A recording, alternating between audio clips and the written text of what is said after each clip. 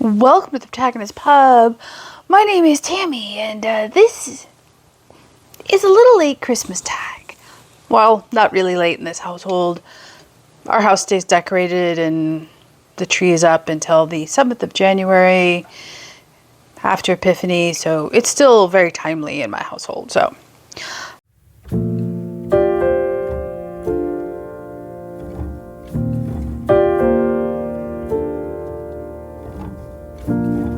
I am going to do the Christmas Carol book tag. Thank you, Taylor, for tagging me. I had to redo this one, which is fine. So I thought I would get it done today. It is the day after Christmas. I hope everyone had a very blessed, happy, and joyous Christmas celebration with your friends and family.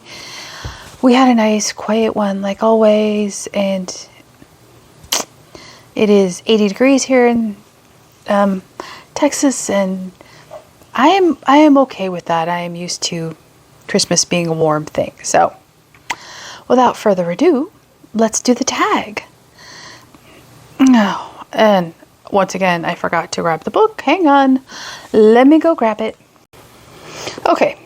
The first book is The Littlest Angel by Charles Tazwell. This was not my childhood copy. When Dave and I first found out we were pregnant, which would be 21 years ago this year, it was right after Thanksgiving, and we were in Barnes & Noble, and this book, the one in my hand, is the very first thing we bought for our future bundle of joy. Didn't end up coming to fruition, and he or she is now an angel, but they would have loved this book.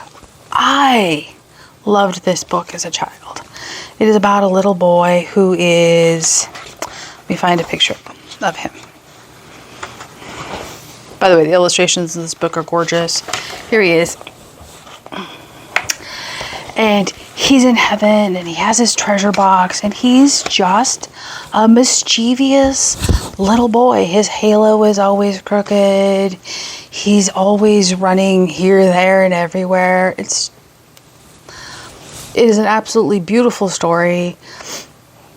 This book comes out every year at this time of the year. It sits on our mantle, and it is one of those that I will pass on. To whom, I'm not sure yet, but I will pass it on. So that is my answer for question number 1. Question number 2, The Ghost of Christmas Present. A recent book that you think will become one of your all-time favorites.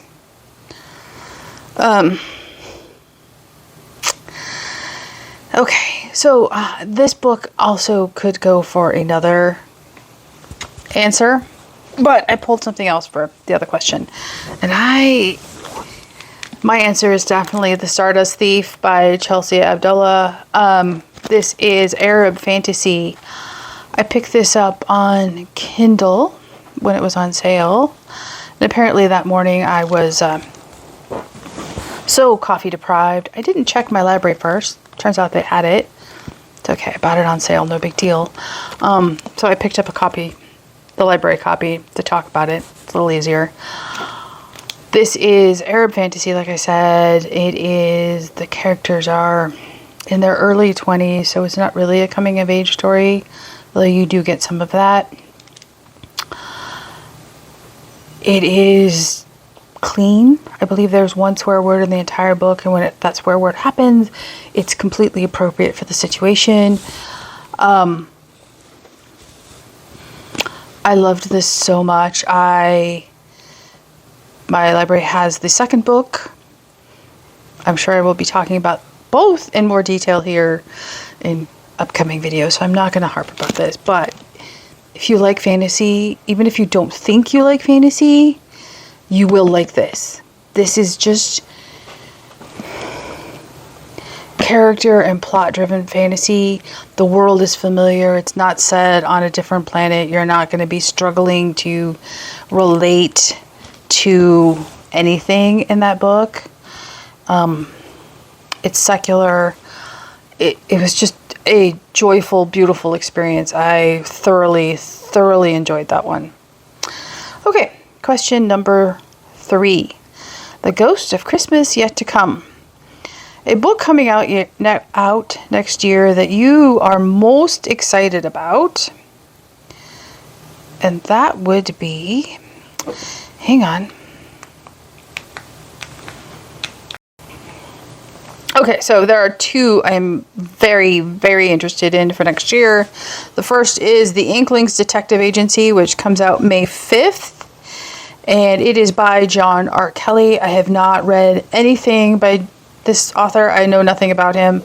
However, this is listed as Christian fiction.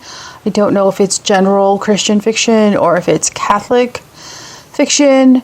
I will, however, read you the description. The Inklings Detective Agency. J.R.R. Tolkien, C.S. Lewis, Agatha Christie, and other literary legends joined forces to unravel a deadly conspiracy in this gripping mystery that sweeps from the halls of Oxford to the streets of London and the shores of Loch Ness.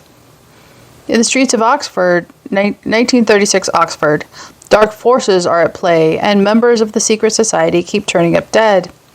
After being called upon to help solve these murders, J.R.R. Tolkien, C.S. Lewis, and other fellow literary enthusiasts, known around town as the Inklings, trade their pens for magnifying glasses to catch this evasive killer.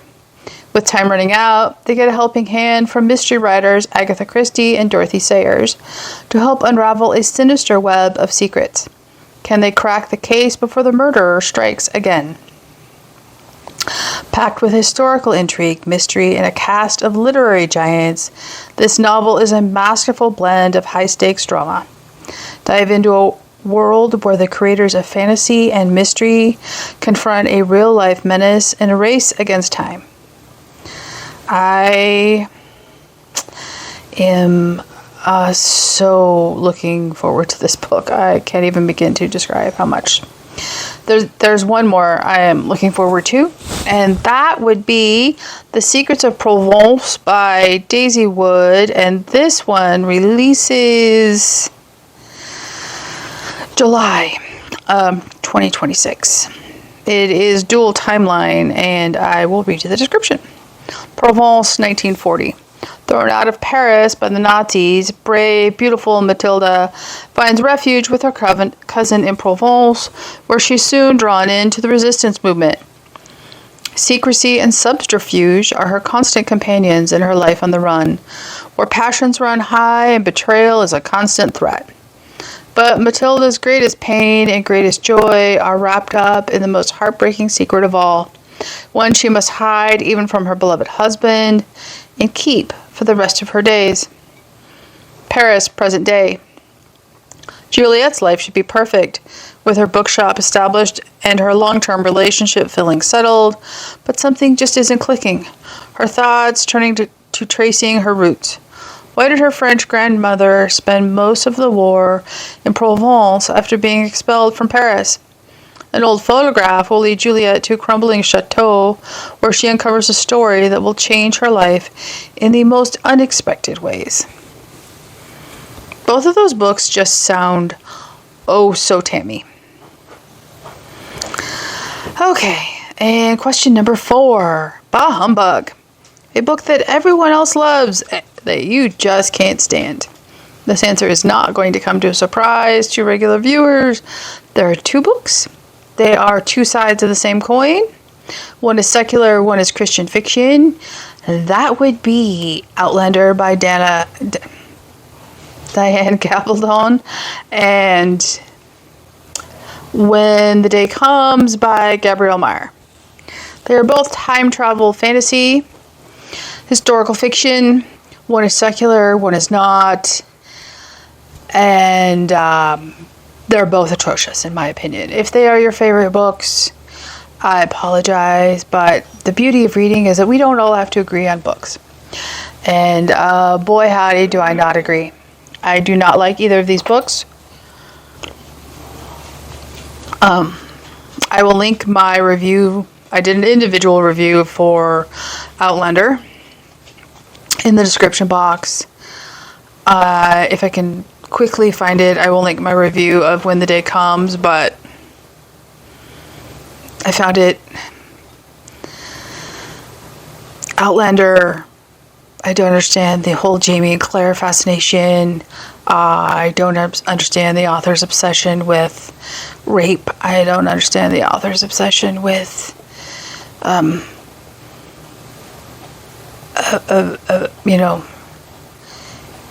age gap relationship in, vastly different centuries.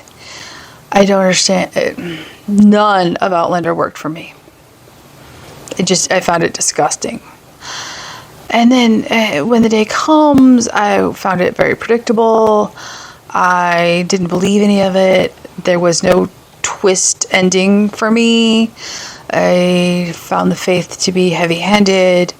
I didn't like any of the characters. And as you know, my last book unhaul, I unhauled them both. I had bought the second book, knowing the strength of how my friends felt about the series. I invested in the first two books.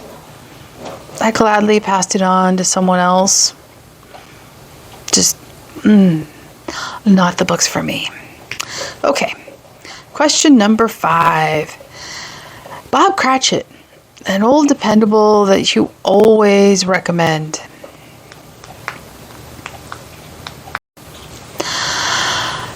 I really don't have one that I always recommend. I know that's weird, but I read such a wide breadth of genres and subgenres, and my reading is quote unquote all over the place, which is just the way I like it, by the way. That I don't have an old favorite. I don't reread very often, and last time I reread something that I would have without a doubt answered this question with, it didn't hold up. So there you go. Question number 6. Tiny Tim, an underhyped book that you think deserves more love. This is a birthday.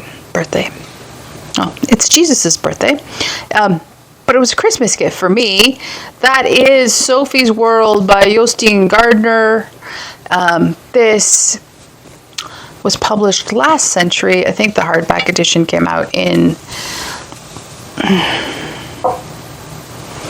I'm looking because I don't want to talk out of my mouth. This was first published in 1991 in Norwegian. And it was translated in English to 1994. This is an amazing book that I don't see anybody talk about. I'm going to talk about it in detail in an upcoming video. I will read you the back of this one, however.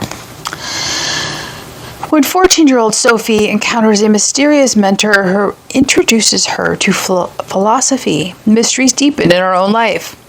Why does she keep getting postcards addressed to another girl? Who is the girl? And who, for that matter, is Sophie herself? To solve the riddle, she uses her knowledge of philosophy, but the truth is far stranger than she could have imagined. An addictive blend of mystery, philosophy, and fantasy, Sophie's World is an international phenomenon which has been translated into 60 languages and has sold over 40 million copies. I cannot recommend this book enough. Expect to be hearing a lot about it here shortly. Okay. Question number 7. Today? Why, it's Christmas Day. Okay, it's Boxing Day. What is a book that always gets you in the mood for Christmas apart from A Christmas Carol? Apart from The Littlest Angel or 'Twas the Night Before Christmas, nothing. I tend not to read Christmas books. I tend to find them trite and convenient, and they don't usually land well for me, so I have not read a single one this year. Question number 8. The Muppet Christmas Carol. Your favorite film adaptation of a book? Again, I really don't have an answer for this one. It would be the How the Grinch Stole Christmas by Dr. Seuss, but not the live action film, not the film version of it at all. But what was it, 1960 something, animated for television half-hour show. I love that version. That is the version I watch. That is the version I will always have in my head. But other than that, I don't watch a lot of Christmas movies. If I did, I would say it has to be A White Christmas, my absolute favorite Christmas movie of all time. It is not Christmas without it, but it's not based on a book. So there you go. Okay, tag some people. I'm going to tag the lovely Lauren over at Intuitive Reading. If you have not given her a follow, please do so. She is so sweet and she is so genuine. I just love Lauren.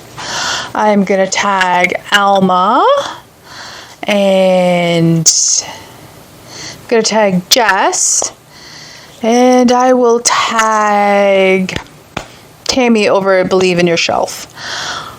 All of these ladies are fantastic. Please go give them a follow. Please go fall in love with our content and